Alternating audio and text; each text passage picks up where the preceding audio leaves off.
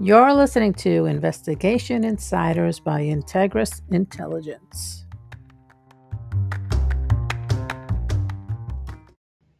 Welcome, everyone, to another episode of Investigation Insiders. Thanks for tuning in. This is Forhad. I hope everyone is doing well and staying healthy. We have a great episode today. Joining me are two very, very special guests. The first is the president of the FBI New York Citizens Academy Board, Jack Kishk. Jack is a very successful businessman who has also been an active member in the community. He's been instrumental in reviving our chapter, and I'm very excited to have him here today. How are you, Jack?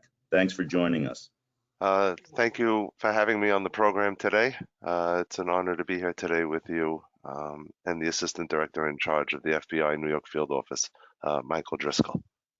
Well, thanks for ruining my introduction, Jack. Sorry, man. No, all good. Jack let the cat out of the bag. So we've had a number of guests on our show, 15 non-integrists to be exact before today. Our second guest is actually the first active law enforcement agent to join. We swung for the fences and connected on this one. It wouldn't take too long. It would take way too long to go through everything. So I'm going to go through some highlights. He's currently, as Jack mentioned, he's currently the assistant director in charge of the New York office of the FBI. Prior to this, he was the special agent in charge of the Philadelphia office. During his career, he served in various roles in New York, Washington, Philadelphia, and London. At one point, he was also appointed as the FBI's representative to the Al Qaeda department of the CIA's Counterterrorism Center.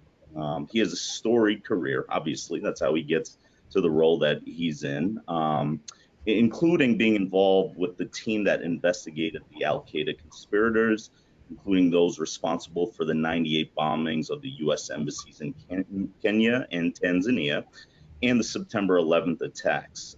He was also the chief of the Violent Crimes Section, which leads the FBI's Crimes Against Children campaign program. He also led the New York office's counterintelligence and cyber division. So we're very lucky to have Assistant Director of the New York office, Michael Driscoll, join us today. How are you, sir? Did I sum everything up okay? That was great. Thanks, Forhad. I really appreciate you having me today. And Jack, it's great to talk with you as well. We always appreciate the opportunity to chat with folks who have an interest in law enforcement and have been so supportive of our efforts. So thanks for having me. Absolutely. So maybe we could start with Jack. Would you mind telling our audience a little bit about the Citizens Academy? Sure. So I can give you a little bit of a background. When people hear the letters like FBI, they probably think of officers busting down doors and breaking up criminal enterprises. While the FBI is certainly a law enforcement agency sworn to protect the American people and uphold the Constitution, it does so much more than just go around arresting criminals. The 35,000 plus men and women who serve in the FBI work behind the scenes protecting us from terrorist attacks and cybercrime, public corruption, white collar crime, significant violent crimes, and international espionage. So the FBI Citizens Academy serves as a conduit, helping the public understand how the FBI operates. It's not all guns and badges like you see on TV and in the movies. In fact, the FBI's main goal is to stay ahead of threats and keep us safe. So the FBI New York field office hosts one Citizens Academy per year.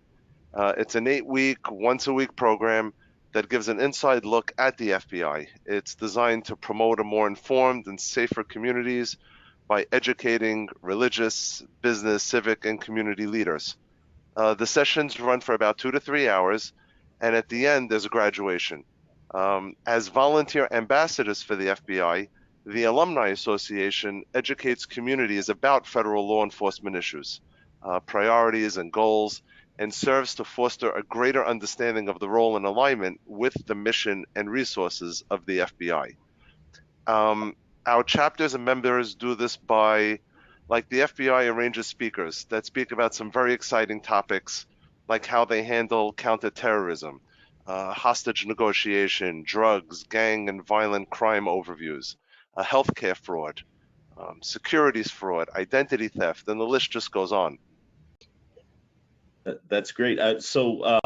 Mike, do you have anything you'd want to add about the Citizens Academy, or shall we move on to, I guess, the rest of the episode?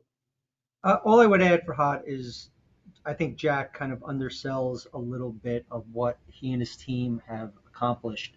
Our hope with the Citizens Academy is to build another bridge to the private sector and to private citizens in our community as another outreach effort. And our hope with the alumni community is that we'll identify some folks who want to stay involved and help us maintain those relationships. What Jack and his team have done with, I'll say, energizing the alumni group again is they've really demonstrated what this group can accomplish as a unit. And they not only act as excellent ambassadors for the FBI and kind of helping us get our message out, helping us do recruiting, helping us build those connections, but they've proven themselves to be outstanding members of the community. And the amount of work they've done in contributing to a variety of different charity efforts, it's really been amazing to watch. So I think they deserve a tremendous amount of credit for the success and the great work they've done over the past year. Yeah, that's fantastic. That's I'm sure really nice for you to hear as well, Jack. And one thing I should say is obviously Jack's the president. I also serve on the board, and we're representing the board today. But I'd be remiss in not mentioning them and the efforts and the work that they've put in. So we were all elected in early 2021, and the assistant director actually was appointed in mid 2021, and he's been obviously, as you guys can hear, very supportive in terms of our efforts, and been very clear that he wants his office to support us in any way that's reasonably possible. So we were brainstorming last year about some of the initiatives for 2022, and we thought it'd be a great idea to connect with Mike in an episode that we have entitled Understanding the FBI Directly from the ADIC. So we thought we'd get started by getting to know you a little bit, Assistant Director. Can you tell us a little bit about how you became an FBI agent? So I've been in the Bureau now for a little over 25 years, and I wasn't one of those folks who decided as a kid, hey, I definitely want to be in the FBI. It was kind of out there. I frankly didn't know what was involved and how do you become an agent. Wasn't that familiar with that process until I was in law school. And I went to law school at Hofstra University out on Long Island here in New York. And when I was looking at what I was going to do with my law degree, how I was going to use that career, my interest lied in doing something that I felt would contribute to my community, maybe help society a little bit. So I started looking hard at some of the district attorney's offices, at the U.S. attorney's offices. And it was a career services employee at Hofstra who introduced me to a recruiter from the FBI. And I just hadn't thought about it before then. I hadn't really considered that as a possibility. And it kind of opened my eyes to what opportunities were in the organization. And I started to explore it more, became excited by it, and decided to submit my application just as I was finishing law school. So I ended up practicing law for about a year and a half while I went through the process of applying to the Bureau. And that was 25 plus years ago. Wow. Well, it's interesting how a lot of people that I've had a chance to speak to have a similar story, and so that's really neat. I mean, again, that's sort of like the community at work, right? I mean, the someone at Hofstra telling you about it, and then 25 years later, you're the assistant director. So, do you have a memorable moment or moments that really stick out during your career? So I've been fortunate in that I've gotten to work on a lot of really interesting cases. I've gotten to work with a lot of really great people. I'm really grateful for the leaders I've had in the organization throughout my career and the opportunities I've had. So it's really tough to point to anything specific, but for those of us who were in the organization on 9/11, it's really Sure. hard not for that to jump out as kind of the first thing you think of when you reflect on the career. For me, it tends to be there was pre 9/11 and post 9/11 as far as my career goes. So that the how the bureau reacted to that and how the New York office in particular moved forward on those investigations will always stand out to me as a highlight. Sure. Yeah, it seems like the security. I've been in private security investigations basically throughout my career, and I think just like how you're saying with the bureau, there's pre 9/11, post 9/11. I think that's how the security industry as a whole has tracked in terms of what happened before and what happens now. So that's interesting insight. So, how does it feel to be back at home and in charge of the New York office? I mean, is this something you aspired to, or did things just take a natural course? So I think every agent that enters the organization here through the New York office, which I did, this was my first office when I joined, um, probably looks at this role and somewhere in their head they think, yeah, that would be great. Um, but I can't say it's something I aspired to. I was just fortunate throughout my career that I had a lot of really good roles. I was able to experience a lot of interesting things, had a lot of really good mentors and leaders along the way. Uh, and fortunate that it kind of clicked and the opportunity presented itself, as you said, mid last year to come back to New York. And being a native New Yorker, the chance to come back here and run this division is not something you turn down. I was extremely excited by it. It really is an incredible feat. I mean, and there's obviously very few people that hold this role. So, congratulations on taking it over. So now I have a sort of an interesting question for you. I always look at sort of like roles and leadership roles, and there's always a lot of people that have opinions and different things about uh, decisions being made. It doesn't matter whether you're talking about the FBI or any other organization, but the perspective changes once you're sitting in that seat. So now that you've had 6 months in, is there anything you would say about your perception about the position before you had it and now? I would contrast my perception as a young agent to what I have now. So when I first joined New Sure. York, looking at a role like this, um, you're seeing all the operations, all the great work done by the division, and you probably don't think about what goes into running a place like this and just how large it is and how many people are involved and the administrative side of it. I spend a lot more time dealing with human resource issues and administrative issues than I would believe possible if you'd asked me that 25 years ago. Um, but again, I'm fortunate in that I've had roles leading up to this position that have helped prepare me for that. So it's not so much a shock to me now, having I was an SAC in Philadelphia. I've held certain roles throughout headquarters, so that they were instrumental in getting me prepped for it. But I will say probably what stands out to me most as I return to New York is just how fortunate I am to have such an outstanding team that runs this place. I'm fortunate to be sitting in the assistant director's position, but frankly, I just have a great team of people that oversee all aspects of the job and kind of keep the place ticking. So, because of that, we're able to do the great work we do. So, I'm very grateful for the team we have here in New York.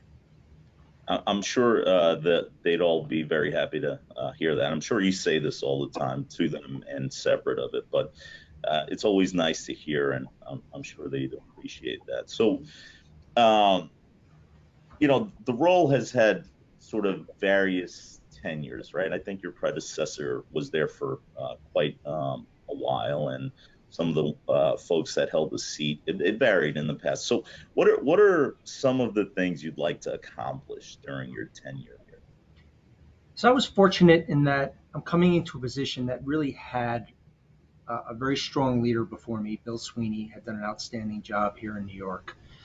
I don't tell him that personally. I just like to talk behind his back. But he really did an outstanding job here. Um, there are certain things I'd like to continue on with, some of the examples that he had kind of laid out.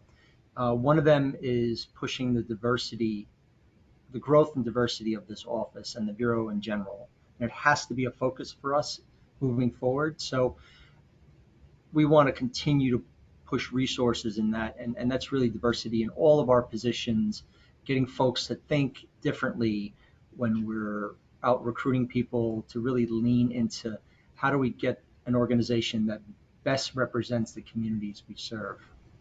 And then I also really want to focus on those technical recruitments that we do. How do we get people who have strong STEM backgrounds, who have the skills we need to take this organization into the future, whether it's science or computer science or language skills or any technical ability that we can rely on to help this organization address the threats it's going to face in the years to come. So for me, those are two areas that we really have to be focused on. Those are both particularly interesting because it's interesting that you didn't mention fighting crime, putting away bad guys, and things like that, because the FBI has always known how to do that, right? And so I imagine that you're confident in the folks, just like you've already mentioned, that they're going to be able to continue doing that. But from a strategic perspective, it sounds like you have the FBI has to continue evolving, just like the folks you were serving have evolved, the criminals have evolved, just to kind of stay ahead of, I guess, the issues that are coming in the future, right? Yeah, absolutely. I mean, you hit it right on the head. The Bureau has shown itself to be able to address those threats. In this position, my focus has to be ensuring we can continue to do so. So I have a great team. I know they're going to get the job done. I just need to make sure they have the resources to do so in the future. Yeah, I just think that's a great point that you made, and I'm glad people will get to hear it on here. So, how do you achieve the goals? What are some of the things that your leadership team and the agents here in New York, what do you all have to do to achieve some of these things? So, frankly, one of those items is going to be things like this. It's finding ways to increase our outreach, to create new contact points with the community, to find ways to reach areas that maybe we hadn't reached before. So whether it's doing a podcast like this or getting out and meeting with different community leaders, religious leaders, helping get the message of the organization out there so that when folks are thinking about, hey, what's a good career for me in the future, they're thinking about the Bureau. Or when their children come to them and say, hey, I'm trying to figure out what I want to do with my life, that they're thinking about the FBI as an opportunity. And that should be folks from all backgrounds. And I would highlight that the Citizens Academy is another way that we do that. The relationships we develop through the Citizens Academy and through the alumni group that Jack and you are involved with are another great way for us to do that outreach and help identify the agents and analysts and employees of the future. Yeah, no, again, all just really great points. And again, I'm going to touch on all of these things again later on in the episode. But one of the biggest challenges I think that the FBI faces are misconceptions about what they do, how they do it, that people may have as a result of watching TV and movies or through just hearsay, right? So this was one of the fundamental purposes of the Citizens Academy, to sort of bridge the gap between the Bureau and the community and dispel some of the misconceptions. So, Jack, if you wouldn't mind jumping in here again and talk about some of the misconceptions you heard or may have even thought yourself before becoming involved with the Citizens Academy. Right. So thank you. Um, it's pretty much similar, like I mentioned before. You know, when people think of the FBI, they think about guns and they think about badges and they think about people being arrested. But there's also another side to that, and the other side to that is the community outreach and the concern that they have for the community and the bridges that they would like to build with the community. You know, the overall, the FBI wants to build strong relationships with the communities. They want to provide public education programs to raise awareness of community safety issues, and we just saw it now this week with one of the synagogues. I think the rabbi went on and said it was he was very thankful for the training that he had through the FBI that was able to go ahead and have a positive outcome for the for the situation that they were in. So again, providing public education programs to raise awareness, whether it's cybercrime, violent extremism, drugs, terrorism, gang activity, that's really pretty much it. But it's also like you mentioned before, there's so many community outreach things that we can do and that we want to do. Like you mentioned before, in April 2021, we elected a new board, and that took off running to service the New York community, during these, changing times. And we said, how could we go ahead and work on some community outreach so people know who the FBI is and know that they want to go ahead and build a better relationship with the community. So one of our beginning ventures that we did is we formed something called the SHARE Committee. And it's an acronym, and it stands for Spreading Happiness Around Recreational Events. And over this year, we've accomplished 18 successful events in 2021 on behalf of the Alumni Association. And a few that stood out to me were we visited the James Peters VA Medical Center. We made a generous donation of blessing bags to our veterans, and approximately 50 new winter coats we gave to our honored veterans that were currently staying at the hospital that didn't have coats. We also did a program with Family Peace. It's a trauma treatment center at New York Presbyterian Hospital. And what they do is they provide mental health services to children and their primary caregivers who've been exposed to various forms of trauma, including violence and abuse. So they feel if they can treat abuse early enough, it can reduce mental illness as the people get older. So we also donated over 3,500 blessing bags to St. Francis Church of Assisi for the New York City homeless. In addition, our latest community outreach event was this past Friday. The FBI and our Alumni Association arranged donations of coats, toiletries, blankets, pillows, water, and many other essentials to the victims of the January 9th horrific Bronx fire that killed 19 people, including children, and dozens more that were injured. So it's all about building bridges with the community, and we're doing everything that we can. Thanks, Jack. I think that's a great point regarding the FBI's desire to work with the community as one of the misconceptions. Not that they're always after them and things like that. So, Assistant Director, what are some of the misconceptions that you've heard which may not only be untrue but potentially dangerous for agents and the community, if there are any?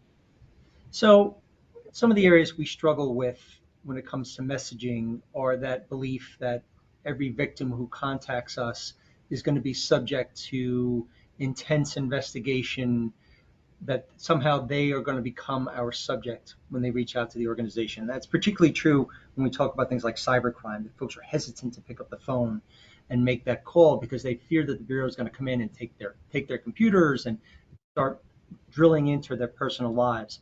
And it's getting the message out that, hey, we're really not interested in that. Our focus is really protecting you and helping you as a victim.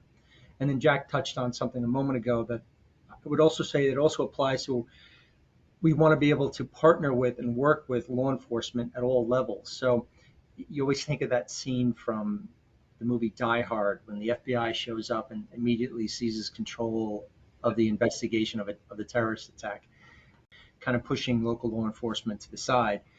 And sometimes we struggle when dealing with partners to make sure they understand that's not what we're looking to do. It's really just about finding a way to best help the investigation. And the events that took place over the weekend in Texas with the hostage situation at the synagogue is a good example of that, right? It's not about the Bureau coming in and taking control of the investigation. It's about partnering with state and local and other federal partners to ensure that we're finding the right outcome, right? We're getting those folks home safely. So, Sure. and that's the message we sometimes, and you see it in movies and other places all the time, where the Bureau is shown as somewhat heavy-handed in that sense. Um, Yeah.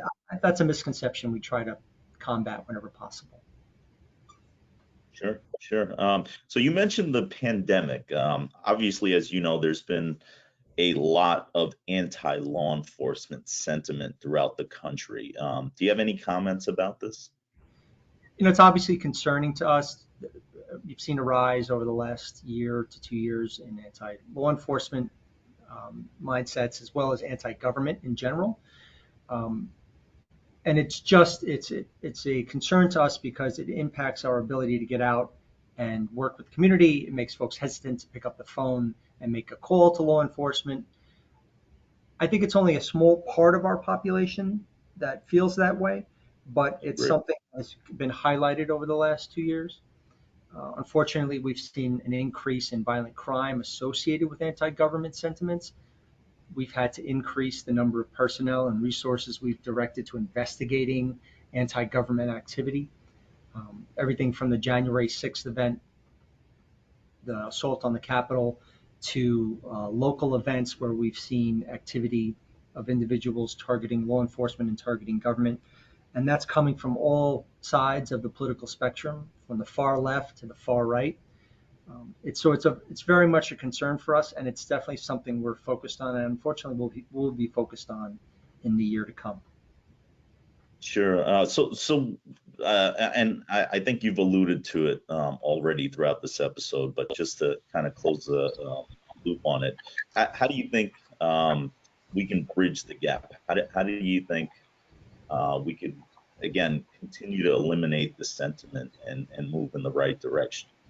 And it's that messaging piece. It's how do we get out and build new context in the community so that when somebody pops up who has these kind of ideas, that the rest of the community is equipped and understands what the truth is and is able to address it, prevent it from being spread, prevent it from poisoning the minds of our young people, prevent it from impacting the work of law enforcement around the country.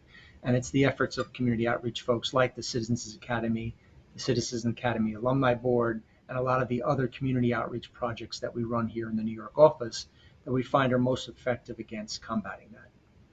Sure. So on that note, one thing I do want to point out, I think that's very important about this episode. So you were not only willing to have the New York office participate in the podcast, but you did it yourself. I think that just shows a strong commitment to the community. What do you want people listening to this episode to know about the New York office and how it wants to interact with the community? Again, we've already touched upon it several times already, but just to kind of address it specifically related to the New York office. I think the most important message is going to be that we're here to help, and we don't want any hesitation when it comes to folks picking up the phone and reaching out to us.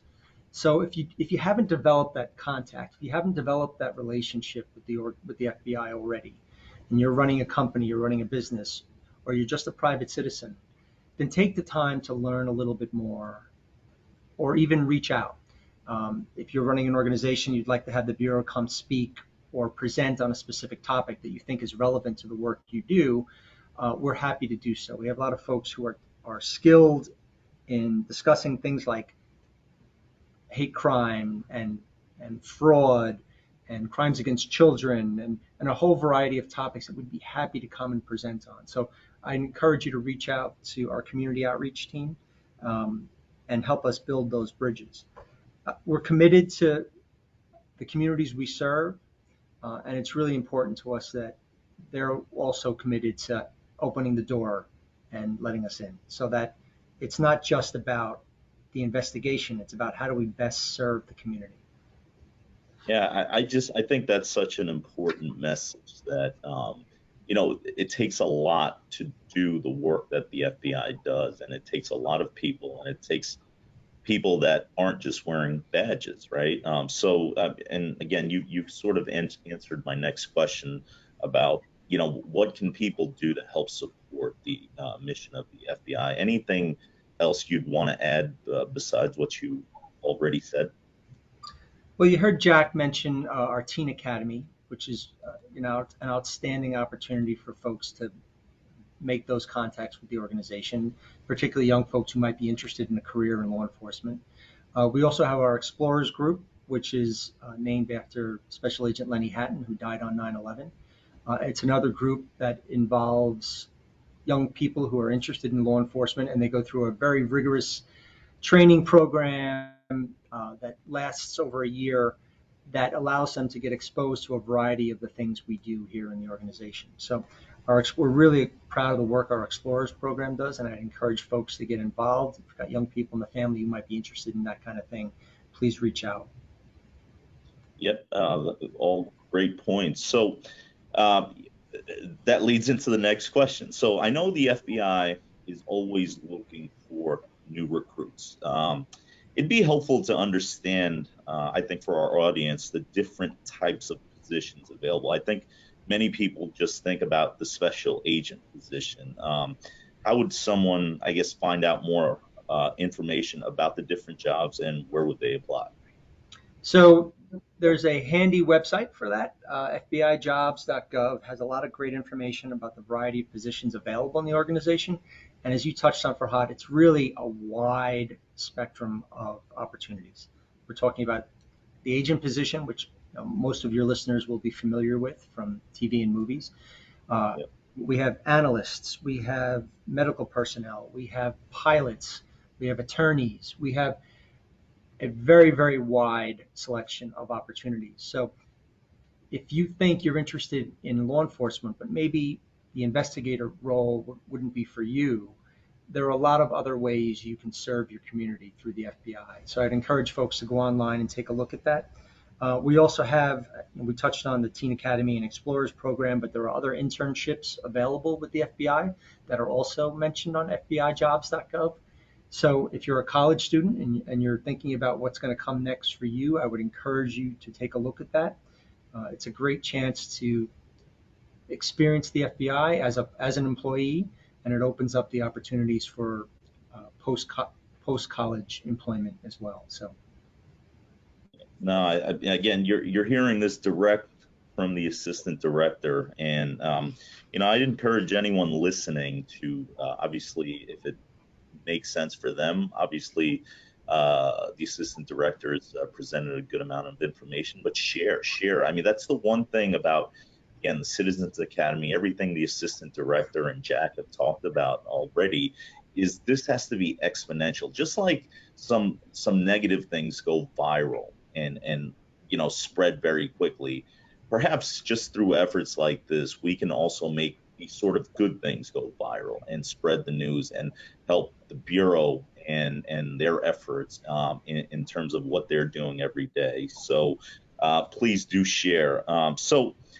Uh, Mike, you've talked about the FBI's commitment to inclusion and diversity. Obviously, uh, it's a hot topic now amongst both private and public organizations. Can you talk about, again, the commitment? Not our show is called Investigation Insiders. While we're not talking about an investigation, I'd love for our audience to get a behind the scenes look, because we've talked about it even in some of the meetings that we've had with you, about the real discussions being had about the desire. I think the important point that you made earlier is the desire to have a workforce that represents the community it serves. So if you could talk about that a little bit.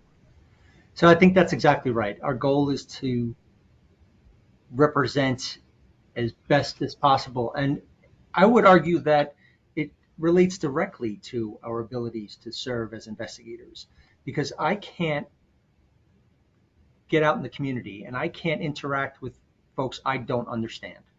So I need those people in the organization who can help me understand language barriers, who can understand cultural differences, who can help educate our workforce as to what it means to work in an area of the Bronx. What does it mean when you're in a certain part of Staten Island? Where does that community come from? What are they interested in? What are their concerns? The broader we're able to recruit, the more diverse the population of the organization, the better we can serve those communities. And it feeds directly into our ability to conduct our investigations. Without those skill sets, without that knowledge, we're missing that piece.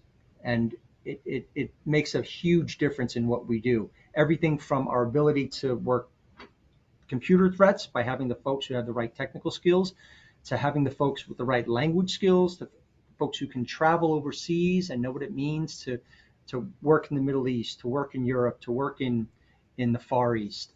What do those cultures expect from the FBI, and how can we best serve them?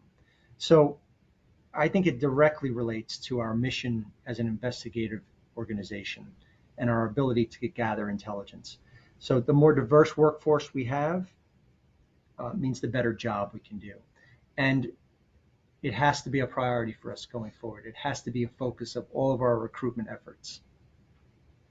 I mean, again, folks, this is coming directly from the assistant director, and you know, I think that is just such an important detail to this whole discussion that we're having, is that you were not afraid to join the podcast and say this, and I think that's so important, and it's obviously very genuine. So, you know, those out there that are listening, that again, as the assistant director mentioned, that are interested, pursue it, ask questions, follow up, and you know, just like everything else. Look, it's not easy to get into the FBI, but it's not easy to get any type of job that's worthwhile. So it requires just as much effort from you, the person that's interested. So we touched upon the individual, but many of our listeners are involved with businesses, nonprofits, educational institutions, etc. What would you say to them about resources that are available from the FBI, how they get involved, and what to do if they are victims of crimes? So my first hope is that they don't wait until they're a victim, right? Build those bridges now. Know who your local FBI contacts are before you need it. And when the time comes that you do need to reach out to the FBI, there are a number of different ways. And look, of course, if it's an emergency type situation, if we're talking about a threat to life, a serious physical threat to someone, then 911 is always going to be your touch point. But if you're reaching out to the Bureau to discuss an issue, then there are a couple of ways you can do so. Our phone number, 1-800-CALL-FBI, is always available. If you want to report online activity, a cyber issue that you've encountered or witnessed, ic3.gov is available to submit complaints and issues that you've encountered online. If you want to know more about some of the projects we've talked about today or the items that Jack highlighted, please reach out to our community outreach team, and they can be reached at newyorkoutreach@fbi.gov. But most importantly, I really want to encourage people to build that bridge early. Don't wait until you're a victim. Please reach out to us beforehand. Yeah, no, I mean, all great comments, and hopefully people listen and do that, and I think it'll make things better for everyone. So I guess before we conclude, Jack, do you have anything you want to add based on any of those questions and answers that we just went through with the assistant director? Hi, Michael, you were great. Everything that you explained was articulated very well, and we have the FBI has a fabulous, like you mentioned, the FBI has a fabulous community outreach division. So what I would like to share is if there's a person out there that's interested in supporting the mission of the FBI, then they should go ahead and reach out to the community outreach division, like Assistant Director in Charge Driscoll just mentioned. If you're a community member or an organization and you'd like to be involved, reach out and apply to the Citizens Academy class. And if you're one of the fortunate ones that gets accepted, it's fabulous. It's very educational. You build bridges, you get a better understanding of how the FBI works, and then once you become an alumni member, you can be picked to visit Quantico, which was a fantastic trip that we went on.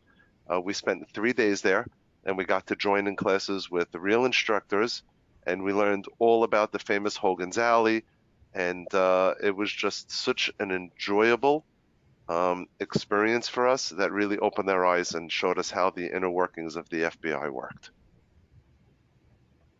Thanks, Jack. So before we conclude the episode, I have to admit something. This was the first episode that we recorded where I was a little bit nervous about doing this interview as I wanted to be respectful of the position that you're currently in, and you certainly made it easy by answering all the questions. But there's one question that I did not prepare you for, which may be the hardest that I've asked thus far. So, Mets or Yankees, Mike, being that you are a native New Yorker? So I grew up in the Bronx, so there's really only one answer to that question. With all due respect to Met fans out there, it have to be Yankees. Well, lucky you. Unfortunately, those of us like myself that grew up in Queens typically follow the Mets and the Jets and the Knicks, and you know the story there. So you chose right there as well. So thank you so much for joining us. And Jack, thank you for joining the show as well. I think this was an important discussion. I'm grateful that we're able to have you on our platform, and I thank you for your service. As you know, again, without the efforts of what you and all of the agents today and in the past and in the future, the country would be a different place to live in. So thank you, Assistant Director, and thank you, Jack. Thank you. Forhad, I really appreciate it. And Jack, thanks to you and the Citizens Academy Alumni Board for all the work you're doing. But it was a pleasure being here today, and I appreciate your time. Thank you. And Forhad, I would just like to mention, so the Citizens Academy cannot do any of the great things that we have been doing without the support from the FBI. So even though we're separate and apart from the FBI, ADIC Driscoll, SAC brochures, and ASAC Reese have been exemplary and supportive leaders for us. And thank you so much for your time, and it's really been an honor to be here with everybody today. Thanks, Jack. All great points. I'm glad you got all those in. And, again, please follow and subscribe and continue to tune in and send us your questions and comments. Till next time, thanks, everyone. Don't forget to follow us. We are on LinkedIn and Facebook, Instagram, Twitter, and YouTube.